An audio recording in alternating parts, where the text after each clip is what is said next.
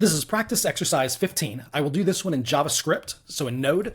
This is a multiplication table. So given some number n, we want to print its multiplication table. In this case, it's going to multiplication table up to 10. You could do up to 12, which is what I did when I was in grade school. But the idea is given 5, for example, we would print out this output. 5 times 1 is 5, 5 times 2 is 10, 5 times 3 is 15, so on and so forth, all the way down to 5 times 10 is 50. So think of this as we're helping maybe a grade school student learn their multiplication tables. So we would create a program that printed this out. Maybe we could print this out to flashcards or something along those lines to help them learn. So that's the idea here. Given 2, it would be very similar. So 2, the first value would be different. You can see we had 5s on the first one.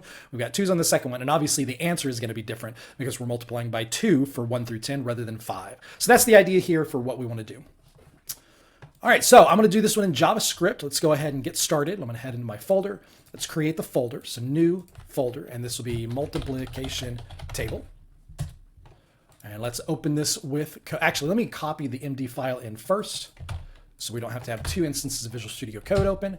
And now I will right click, open with code. Oh, zoom in, not out. There we go. Let's open this back up. All right, so now we're here. Let's go ahead and open our command. We're going to npm init. Create my test folder while it's doing that. And then we will need a source folder for the actual code. I didn't eat up enough time. There we go. All right, so we'll leave the name the same, version the same, description the same, entry point is fine. Test command, I'll use Mocha for this one. Again, you can use any test framework you'd like. That does not matter for what we're doing here. Whatever you're most comfortable using. Get repo is blank, keywords is blank, author, I'll just put my email address. You can leave it blank if you would like. License, and then type we want to make sure is module. If you miss type, you can come back into package.json, look for type, it'll say common.js, just change that to module and save. All right, so now we do need to install Mocha with chai. So let's go in npm i, big D, and then Mocha space chai. That'll install both at the same time. And now let's create our test file. So this will be multiplication, wow, that's a hard word to type. I've never typed multiplication before. Multiplication table.test.js. All right, so we need to import expect from chai. And we will describe multiplication table, that's fine. And then we'll say it, example 1.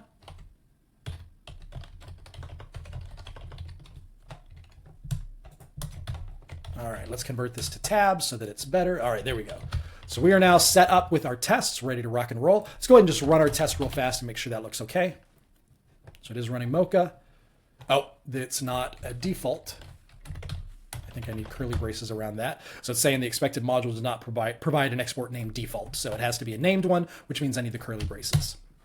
Excellent, so we're passing. Let's go ahead and implement from our MD file. So input n equals 5. So we'll say const n equals 5.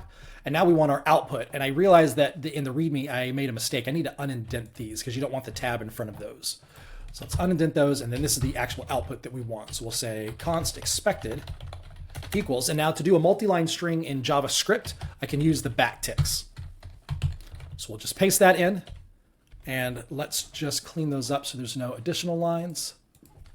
And then end with semicolon. There we go. So there's our multi-line output. So the first line, I don't do a new line because I don't want to start with a new line. It'll be 5 times 1 equals 5. And then finally at the end, I don't want to do another new line. So I could do this, but that means there is a new line character right there. As you can see it highlighted.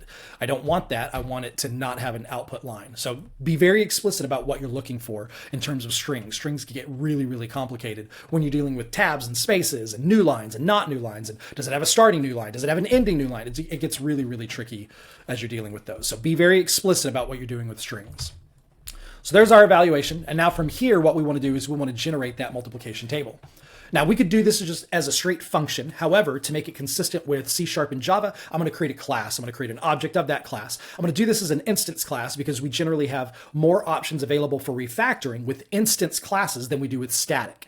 Static is not necessarily bad, but you're limiting yourself in terms of your ability to refactor code later. Most of the design patterns and the refactors that we see are really around instance classes and instance methods rather than static. So I'm going to follow that just so that we can be consistent across our languages.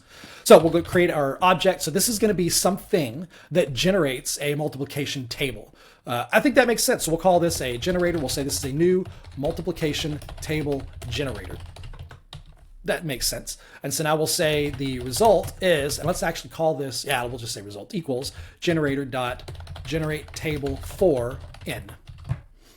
So So again, I'm trying to be very explicit about my names to make sure it is very clear about what we're trying to do. So we want to generate the table for in. And now finally, we will simply expect result to equal expected. We want those to be the same, whatever the string value is coming back out. So there's our first test. Let's go ahead and create our second test real fast. So this will be example 2. N is going to be 2, not 52. And then finally, we will simply copy these values back out. And I'll have to get rid of the tabs in front. There we go. All right, the rest of that is very much the same. So we're all set up and ready to go. So at this point, and I'll indent these back. So at this point, actually, I'm gonna unindent these so that y'all don't have to worry about the unindentation when you're doing this. It won't look quite as pretty in the preview version, but it'll be easier to copy and paste. All right, so now that we're there, let's go ahead and run our test. We are getting a reference error, so we need to get past that reference error first. Multiplication table generator is not defined. So let's go ahead and create that class. This is going to be in our source. So we'll create a new file, and this is going to be multiplication table generation. Multiplication table generation.js. There we go. And now we'll create our class. And then we need to export this class. And we need to import that class back in our test. From backup folder, source, multiplication table generation.js. That looks right.